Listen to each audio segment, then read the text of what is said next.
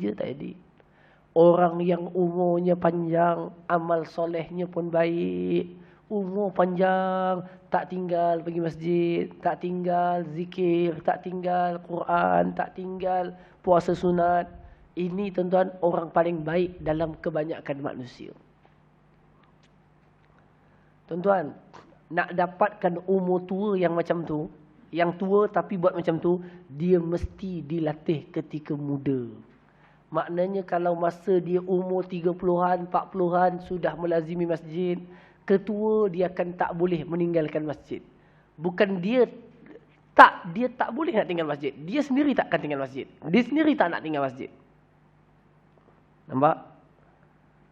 Orang yang panjang umurnya dan baik amalnya. Lawannya, orang yang paling buruk adalah orang yang paling panjang umurnya dan buruk perbuatannya.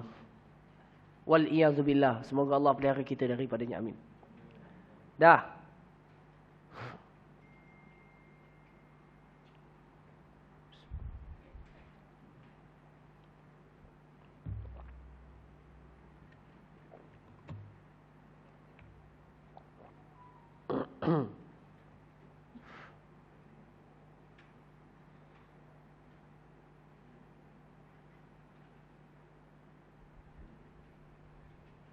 Boleh lagi? Sambung lagi. Hadis yang seterusnya.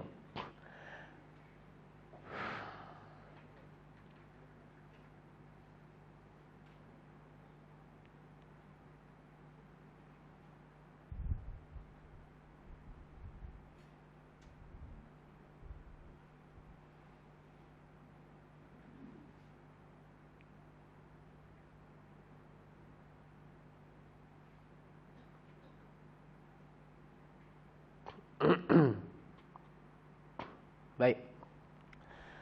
An Anas radhiyallahu anhu qala ghaba ammi Anas bin Nadr radhiyallahu an qitali Badrin faqala ya Rasulullah ghibtu an awwal qitali qataltal musyrikin la inillaha ashhadani qitalal musyrikin la yuriyannallahu ma asna. Jumpa hadisnya? Jumpa tak? Jumpa, hadisnya panjang kan? Daripada Anas radhiyallahu anhu. Anas apa ni? Anas bin Malik.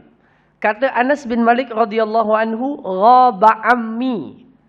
Ghaba ammi, pak cikku tidak dapat menyertai. Siapa nama pak cik dia? Anas juga. Anas bin Nadr. Okey, boleh ya? Jadi Anas bin Malik, dia ada pak cik namanya Anas juga. Anas bin Nadr. Kata Anas kepada Anas ceritakan, dia kata pak cikku Anas bin Nadr tidak menyertai peperangan Badar. Dia tak ikut perang Badar. Sebab apa? Allahu alam. Okey, dia tak menyertai peperangan Badar. Mungkin kerana belum Islam ke, atau dah Islam dia tak ada di Madinah pada waktu itu ke, atau sakit ke, macam mana tak tahu. Yang penting dia tak ikut perang Badar. Perang Badar tahu yang tak ikut. Faqala, lalu dia telah berkata. Dia tu siapa? Anas yang mana? Anas bin Nadr ke Anas bin Malik?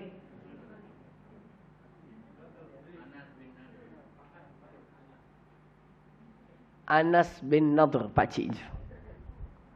Anas bin Nadr pun cakap dekat Nabi SAW, ya Rasulullah, ghibtu an awwali qitalin qataltal musyrikin. Wahai Rasulullah, aku tidak dapat mengikuti perang pertama yang telah engkau berperang melawan orang musyrikin. Aku tak dapat ikut. Betul kan? Perang apa yang tak ikut? Perang Badar. Dia kata aku tak dapat serta itu. La inillaha ashhadani qitalal musyrikin. Kalaulah Allah menjadikan aku pada masa depan dapat ikut mana-mana perang untuk berperang dengan orang musyrikin Mekah, aku akan pamerkan kepada Allah kesungguhanku dalam memerangi mereka. Ini maknanya apa ni? Ini maknanya, tebus tuan-tuan, kesungguhan azam yang tinggi dalam jihad. Walaupun dia tu mungkin dah tua. Sebab itu Imam Nawawi letak hadis ini dalam bab mujahadah. Setiap orang mesti memiliki azam yang kuat, semangat yang tinggi. Walaupun dia tua, tetapi semangat yang tinggi boleh menjadikan dia lebih muda daripada orang muda. Jadi, ada orang umurnya mungkin macam kita, 40, 50, 60. Tapi dia berazam sebelum dia mati, dia nak khatamkan hafal Quran 30 juzuk. Itu namanya azam. Itu namanya kesungguhan. Benar kan? Baik, katanya apa? Ya Rasulullah, aku tak dapat ikut perang Badar. Kalau aku diberikan peluang dapat ikut perang nanti akan datang, akan aku tuntunkan kepada Allah kesungguhanku untuk berperang. Tuan-tuan, falamma kana yaumu Uhudin inkashafal muslimun. Ketika mana berlakunya perang Uhud. Badar dulu ke Uhud dulu? Badar dulu, kemudian perang Uhud. Ketika berlakunya perang Uhud, tuan-tuan, perang Uhud, apa yang berlaku dekat perang Uhud? Orang Islam berpecah pada siri pertama, kan? Berlaku berselerak orang Islam, tak terkawal. Sebab ghanimah, langgar arahan dekat Bukit Pemanah. Kan begitu kan? Tuan-tuan, pada waktu itu orang ni siapa namanya ni? Anas bin Nadhr. Anas kata kepada mereka, bila tengok orang Islam dah pecah, ada yang lari, bertempiaran lari, tuan-tuan, dia kata, Allahumma a'tadhiru ilaika mimma sana'a haula. Ya Allah, aku mohon keampunan kepadamu ya Allah dengan apa yang telah mereka orang Islam buat. Habis pecah belah, habis bertempiaran lari, pasukan tak tersusun, saf perang habis. Dan aku berlepas diri ya Allah daripada apa yang golongan musyrikin buat. Tuan-tuan, pada waktu itu dia pun terus menuju ke depan. Walaupun orang Islam ada yang dah bertempiaran lari, dia terus maju ke depan untuk terus berperang. Sebab dia dah azam dah pada yang lepas, dia sebab tak dapat ikut Badar. Kenapa dia sangat menyesal tak ikut Badar? Apa? Kenapa dia sampai kat Nabi, aku tak dapat ikut yang pertama, kalau dapat ada lagi aku nak buat betul-betul. Kenapa? Ha? Bukan.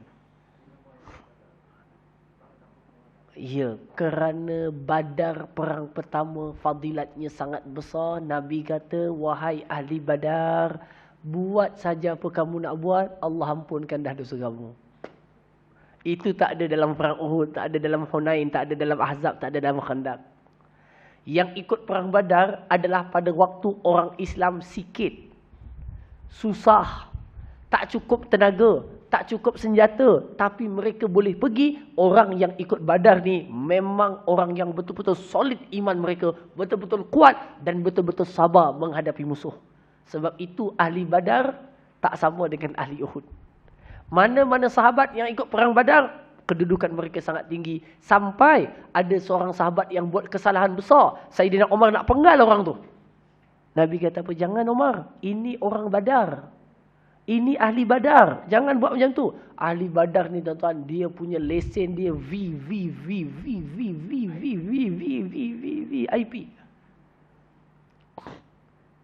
Kesalahan apa dia buat? Lepas. Kerana dia pernah ikut perang yang takkan ada siapa mampu menandingi perang seperti itu. Sebab itu Anas bin Nadhr bila tak dapat, dia ralat. Aku tak dapat. Jadi dia nak tebus pada perang apa? Uhud. Jadi aku masih ngigau je. Uhud. Tuan-tuan belajar apa tuan? Kita kalau tak ikut perang tu, alhamdulillah, tak penat aku perang yang pertama. Yang kedua ni buat je lah lebih kurang. Saya macam tu lah tuan-tuan. Kadang-kadang kawan-kawan buat kerja dakwah di luar tuan-tuan kan. Allah dah habis dah ustaz. Allah, kita dah habis. Oh, okeylah, tak apalah dah habis. Tak apalah. Tuan-tuan, ini maknanya azam dan kesungguhan sahabat. Dia terlepas benda yang paling afdal. Dia nak tebus diri dia. Jangan sampai tak dapat yang lagi baik daripada itu. Bila perang berlaku, dia pun terus ke depan. Dia pun bertemu dengan Sa'ad bin Mu'adh. Tuan-tuan, dia bertemu dengan Sa'ad bin Mu'adh. Kan? Lalu dia kata apa? Wahai Sa'ad, Waktu tu sedang berlaku apa? Berkecamuk orang Islam, kan? Anas kata kepada Sa'ad, wahai Sa'ad, demi Allah, aku bau dah bauan syurga di balik musuh-musuh itu. Maknanya apa? Aku dah bauan syurga, dah bau dah. Tuan-tuan, dia sedang menuju ke syurga dalam perang Uhud. Allahu Akbar. Bayangkan tuan-tuan, kita tengah menuju masjid tu. Hati kita dah bau syurga dah. Benar-benar dalam perjalanan ke masjid itu kita meninggal dunia. Tapi tuan-tuan, makam kita tak makan macam itu. Semangat kita, irtibat hati kita, jiwa kita tak seperti para sahabat. Tapi kita mohon kepada Allah. Semoga Allah bagi macam mana Allah bagi kepada para sahabat. Amin ya rabbal alamin. Belum mati, dah bau syurga. Sebab itu dia jadi rindu nak mati syahid. Rindu nak mati syahid. Lalu ketika dia berjalan terus ke depan, kita berhenti tuan hadis ni. Tuan-tuan, dia pun terus tangkas. Lalu Sa'ad berkata, aku tak mampu nak buat macam yang dibuat oleh Anas bin Nadr dalam perang Uhud, wahai Rasulullah. Qala Anas. Anas apa?